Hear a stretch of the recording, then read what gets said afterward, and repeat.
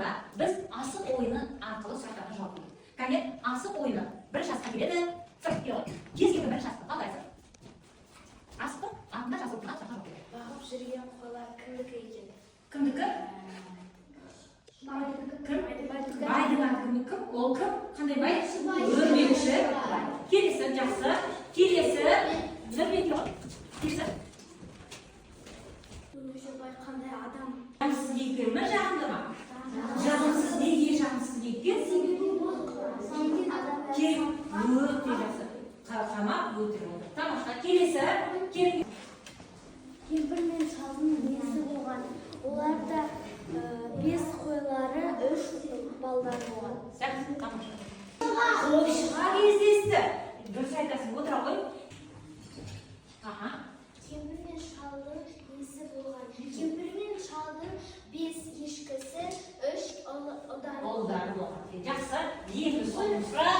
Қазір жүргізілі.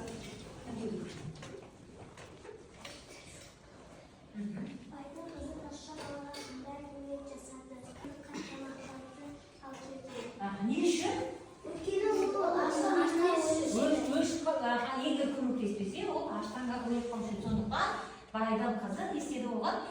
Бұл сөйлемде артығын табу керек. Ертеде бір арман мен сәуле болыпты дейді. Бұл сөйлемде арман мен сәуле болған жоқ, шал мен кемпір болды. Олардың 5 баласы дейді. Оларда 5 баласы емес, 5 ешкісі болды. Өте жақсы. Келесі тостаған.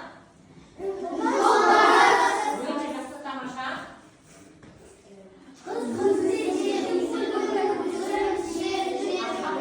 Осыны қолмен көтерейік. Көрсетейік. Қыз өссе ердің көркі, гүл өссе жердің көркі. Тамаша. Келесі. Алма, гүл. Тамаша отырамыз. Жүктеп аламыз қазір. Бірінші стоп жүктеп аламыз. Келесі тапсырма әрбір топқа жұмыс беріледі. Яғни топтық жұмыс. Ол топтық жұмыс әрбір топтың артына жүктелген оқушы, яғни топ сол тапсырма бойынша жұмыс жасаймыз. Қане? Жүктеп аламыз.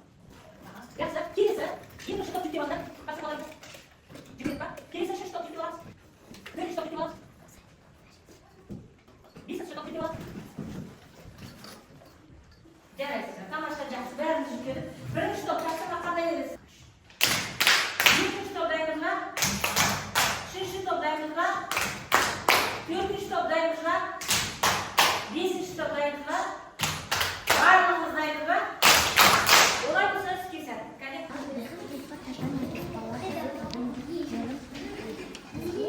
Сөйлеңіздер. Көшірек жасап қойшы. Мен жасап.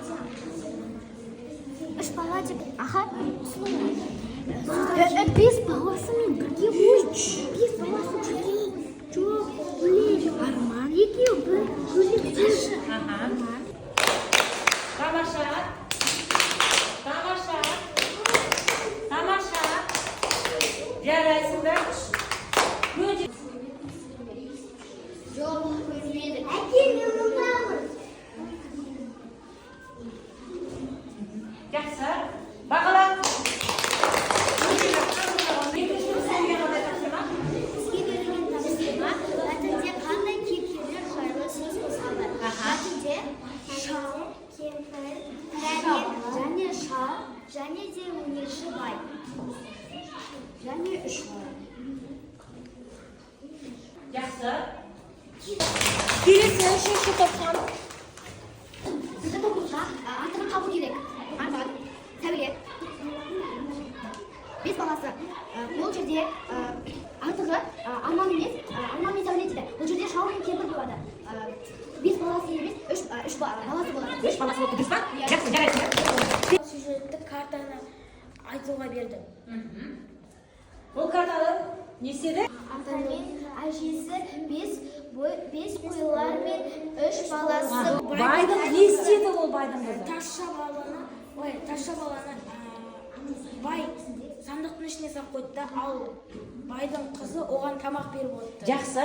Оқиғаның аяқталуы немен аяқталуы Сонан мүмкін? соң тазша бала мен әкесі үйге қайтады. Жақсы. Баласын алып үйге қайтады. Тамаша. Бағалайық. Келесі топ келеді. Жағымсыз кейіпкер кім деген сұрақ келді.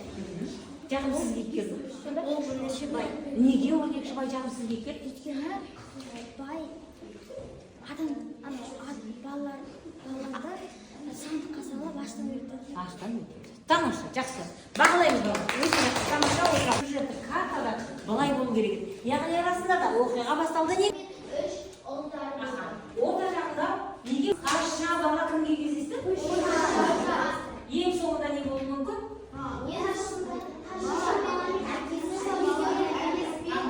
Жақсы. Олай болса, мәтін түсінікті болса қорытындылайық. Қорытынды бізде тайқазан әдісі арқылы. Яғни тайқазанды тамақ пісіргенде да. Жақсы. Балалар жаңа бізге 4-ші топқа сюжеттік карта келді. Сол картаны оқушылар толтыру керек. Енді оқиғаның басталуы немен басталды? Темірмен шалдың 5 қойлары мен сосын 3 ұлдары болды. Тамаша. Ал оқиғаның дамуында не болды?